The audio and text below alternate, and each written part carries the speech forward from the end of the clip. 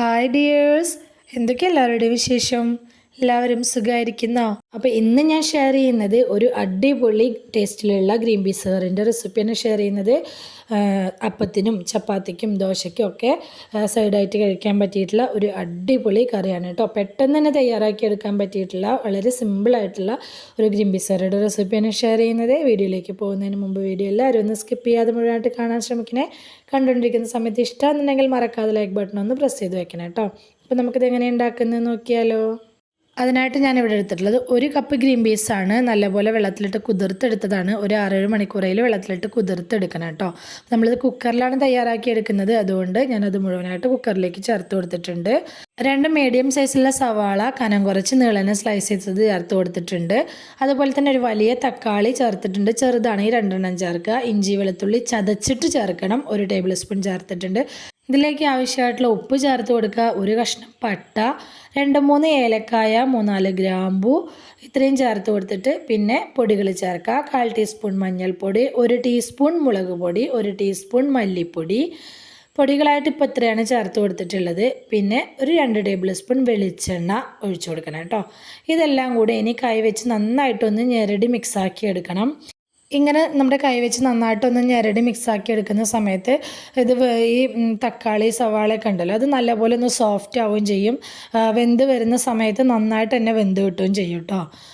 അപ്പോൾ ഈ രീതിയിൽ നല്ലപോലെ കൈ വെച്ചൊന്ന് മിക്സാക്കി എടുത്ത ശേഷം നമുക്കിതിലേക്ക് ആവശ്യമായിട്ടുള്ള വെള്ളം ഒഴിച്ചു കൊടുക്കുക.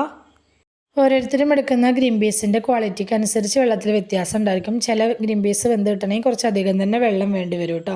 അപ്പോൾ ഒരുപാട് വെള്ളം ഒഴിച്ചു കൊടുക്കരുത്, എന്നാൽ നോക്കിയിട്ട് അതിന് ഗ്രീൻ പീസൊക്കെ ഒന്ന് മുങ്ങിക്കിടക്കാൻ വിധത്തിലുള്ള വെള്ളം ഒഴിച്ചു കൊടുക്കുക. എന്നിട്ട് കുക്കറിൻ്റെ മൂടി ഇട്ട് കൊടുത്ത ശേഷം നമുക്ക് സ്റ്റവിൻ്റെ മുകളിലേക്ക് മാറ്റി കൊടുക്കുക. ഹൈ ഫ്ലെയിമിൽ 1 വിസിലും ഫ്ലെയിം ഒന്ന് കുറച്ച് വെച്ച് മീഡിയത്തിലാക്കി വെച്ച ശേഷം ഒരു 4-5 വിസിലും ഞാൻ അടുപ്പിച്ചെടുത്തിട്ടുണ്ട്. അങ്ങനെ നല്ല പോലെ ഒന്ന് ഫ്ലെയിം കുറച്ച് വെച്ചിട്ട് വിസിലടുപ്പിച്ചെടുക്കുന്ന സമയത്ത് ഗ്രീൻ പീസ് നന്നായിട്ട് നല്ല സോഫ്റ്റായിട്ട് വെന്ത് കിട്ടും. നല്ല സോഫ്റ്റായിട്ട് തന്നെ വെന്ത് കിട്ടുമ്പോഴാണ് നമ്മുടെ കറി നല്ല ടേസ്റ്റ് ഉണ്ടായിരിക്കുക കേട്ടോ. അതവിടെ ഇരുന്ന് വേവുന്ന സമയം കൊണ്ട് നമുക്കിതിലേക്കുള്ള അരപ്പ് തയ്യാറാക്കി എടുക്കാം. മിക്സഡ് ജാറിലേക്ക് 1 കപ്പ് തേങ്ങ, 1 ടീസ്പൂൺ പെരിഞ്ജീരകം, 1/2 ടീസ്പൂൺ കുരുമുളക്, ഇത് അരച്ചെടുക്കാൻ ആവശ്യമായിട്ടുള്ള കുറച്ച് വെള്ളം കൂടി ചേർത്ത് നന്നായിട്ടൊന്ന് അരച്ചെടുത്തുകൊണ്ട് വരണം. നല്ല ഫൈനായിട്ട് തന്നെ അരയ്ക്കണം കേട്ടോ. ഈ സമയം കൊണ്ട് നമ്മുടെ കുക്കറിൽ പ്രഷറൊക്കെ പോയിട്ടുണ്ട്. ഞാൻ പറഞ്ഞല്ലോ ഒരു 4-5 വിസിൽ കേൾപ്പിച്ചെടുത്തിട്ടുണ്ട്. ഹൈ ഫ്ലെയിമിൽ വെച്ചിട്ട് 1 വിസിലും ലോ ഫ്ലെയിമിൽ വെച്ചിട്ട് ഒരു 4-5 വിസിലൊക്കെ അടുപ്പിച്ചെടുത്തിട്ടുണ്ട്. എന്നിട്ട് ഫ്ലെയിം ഓഫാക്കി കൊടുക്കുക. കുക്കറിലെ പ്രഷർ മുഴുവനും പോവാൻ അനുവദിക്കണം കേട്ടോ. അതിനുശേഷം മാത്രമേ കുക്കറിൻ്റെ മൂടി തുറന്ന് കൊടുക്കാൻ പാടുള്ളൂ. ഇതാണ്ടോ നമ്മൾ ഇതിലേക്ക് ചേർത്ത് കൊടുത്തിട്ടുള്ള തക്കാളി സവാള ഇതൊക്കെ ആണെങ്കിൽ നല്ലപോലെ വെന്ത് കിട്ടിയിട്ടുണ്ട്. അതുപോലെ തന്നെ നമ്മുടെ ഗ്രീൻ പീസും നന്നായിട്ട് തന്നെ വെന്ത് വന്നിട്ടുണ്ട് കേട്ടോ. നല്ലപോലെ വെന്ത് വന്നിട്ടുണ്ടെങ്കിൽ മാത്രമേ നമ്മുടെ കറി നല്ല ടേസ്റ്റ് ഉണ്ടായിരിക്കുള്ളൂ.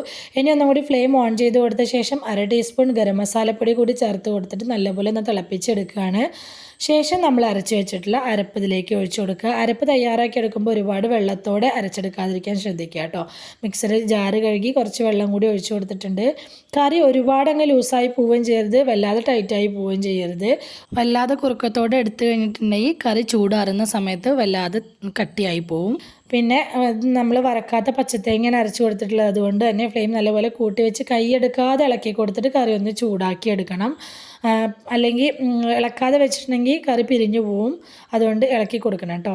ലാസ്റ്റ് ഇതിലേക്ക് കുറച്ച് മല്ലിയില കട്ട് ചെയ്തതും കൂടി ചേർത്ത് കൊടുത്ത് ഒന്ന് മിക്സാക്കി എടുത്താൽ നമ്മുടെ കറി ഇവിടെ റെഡി ആയിട്ടുണ്ട്. ഇനി ഇതിലേക്ക് ഒന്ന് വറവിട്ട് കൊടുക്കുക. അതിനായിട്ട് ചീനച്ചട്ടി അടുപ്പിലേക്ക് വെച്ച് കൊടുത്തിട്ടുണ്ട്. അതിലേക്ക് ഒരു 2 ടേബിൾ സ്പൂൺ എണ്ണ ഒഴിച്ചു കൊടുത്തിട്ടുണ്ട്.